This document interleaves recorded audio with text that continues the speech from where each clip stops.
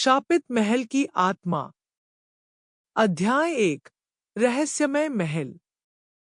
गांव के उत्तर की ओर एक विशाल और वीरान महल खड़ा था। उसके चारों ओर घना जंगल फैला था और समय के साथ महल की दीवारें जर्जर हो गई थी। पुराने झूमर झूलते थे, छत की लकड़ी सड़ी हुई थी और खिड़कियों से अजीब सी सिहरन फैलती थी।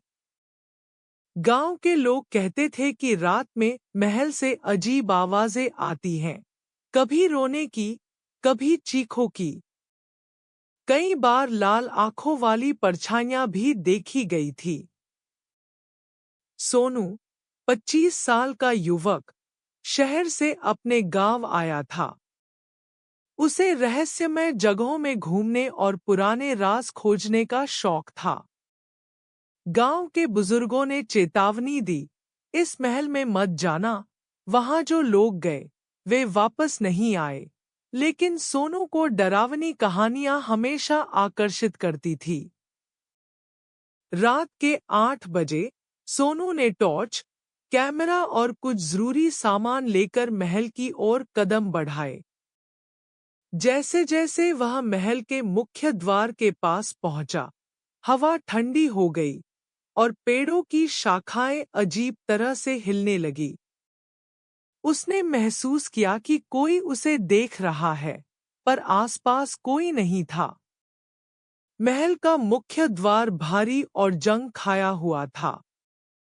सोनू ने धीरे से धक्का दिया और दरवाजा चरमराते हुए खुला। अंधेरा अंदर से घना था, लेकिन टॉर्च की रोशनी ने फर्श पर पड़े पुराने खून के दाग और टूटे फर्श को उजागर किया। अध्याय 2। पहली झलक। सोनू मुख्य हॉल में आया।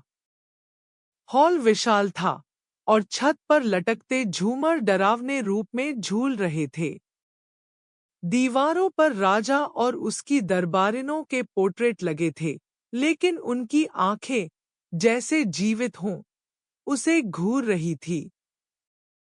जैसे ही वह हॉल के बीचों बीच आया, अचानक एक ठंडी हवा चली और टॉर्च की रोशनी झपकने लगी। हॉल के कोनों से धीरे धीरे आवाजें आने लगी, जैसे कोई धीरे धीरे रो रहा हो। सोनू ने अपनी धड़कन तेज महसूस की, लेकिन वह डर के बावजूद आगे बढ़ता रहा। तभी हॉल के मध्य में एक सफेद परछाई प्रकट हुई। उसकी आंखें लाल और चेहरा दुहक और गुस्से से भरा हुआ था। उसकी उपस्थिति इतनी भयानक थी कि सोनू का दिल तेजी से धड़कने लगा। तुम यहाँ क्यों आए हो? आवाज धीमी थी, लेकिन पूरे हॉल में गूंज रही थी। सोनू ने साहस जुटाते हुए कहा, मैं यहाँ सिर्फ सच जानने आया हूँ। आत्मा ने धीरे से कहा, मुझे न्याय चाहिए। मेरा सत्य सबको बताओ, तभी मैं शांति पा सकती हूँ। सोनू समझ गया कि यह आत्मा निर्दोष है और केवल न्याय चाहती है। अध्याय 3। अन्वी का शाप। सोनू ने गांव के बुजुर्गों से पूछताछ की और पुराने दस्तावेजों की मदद ली। उसने जाना कि उस महल की दासी, अन्वी, बहुत निष्ठावान और ईमानदार थी।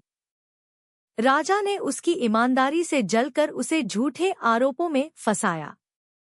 अन्वी पर राजा के खिलाफ षड्यंत्र करने का आरोप लगाया गया। राजा ने उसे फंसाया और बिना किसी सबूत के मृत्युदंड दे दिया। मृत्यु से पहले अन्वी ने गुस्से और दुहक में शाप दिया, जब तक मेरा न्याय नहीं होता, इस महल में कोई भी खुश नहीं रहेगा। उसके बाद से महल में भूतिया घटनाएं होने लगी।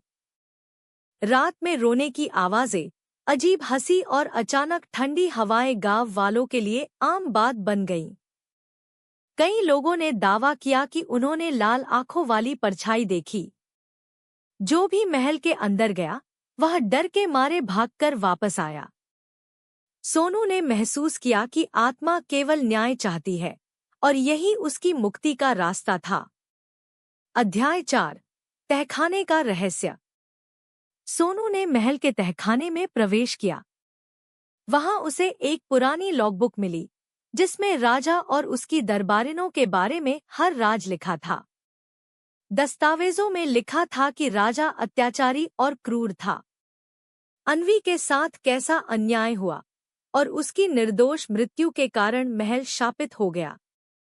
लॉगबुक में यह भी लिखा था कि अन्वी ने अपने अंतिम शब्दों में शाप दिया था। सोनू ने तय किया कि वह यह सत्य सबके सामने लाएगा। अध्याय 5 भूतिया रात। सोनू ने महल में रात बिताने का निर्णय लिया। जैसे जैसे रात गहरी होती गई, महल में अजीब घटनाएं शुरू हुई। दीवारें कांपने लगी। फर्श के नीचे से धीरे धीरे कदमों की आवाजें सुनाई दी। हवाएं इतनी तेज चली कि टॉर्च बार बार बुझने लगी।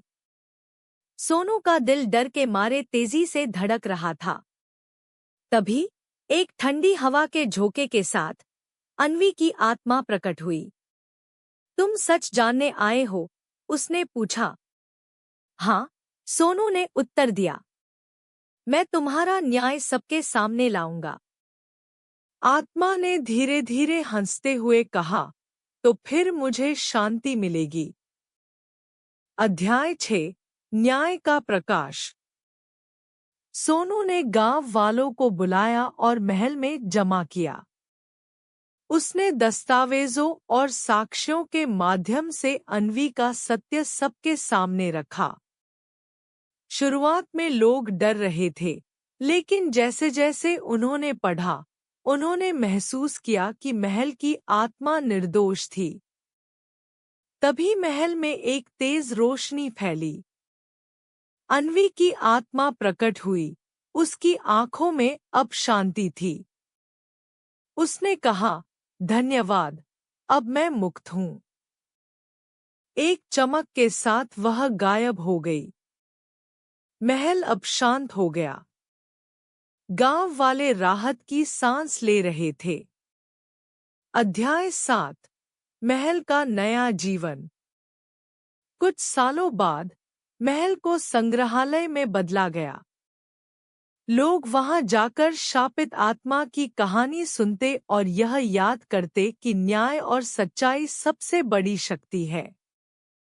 सोनू ने महल की कहानी किताबों में दर्ज की और साहसिक यात्रा की यादों को सभी के साथ साझा किया।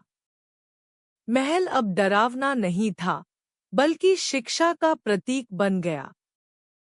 गांव के बच्चे अब वहां खेलते और लोग महल की दीवारों पर लिखी सच्चाई को देखकर सीखते थे कि अत्याचार के खिलाफ सत्य हमेशा विजय होता है। अध्याय 8 सोनू की आंतरिक लड़ाई। राहुल की तरह सोनू ने भी अनुभव किया कि डर सिर्फ मानसिक नहीं होता, वह हर कदम पर महसूस होता है। हर शोर, हर परछाई और हर ठंडी हवा ने उसे डराया, लेकिन उसने साहस नहीं खोया। यही साहस और संवेदनशीलता उसे अन्वी की मुक्ति दिलाने में मददगार साबित हुई।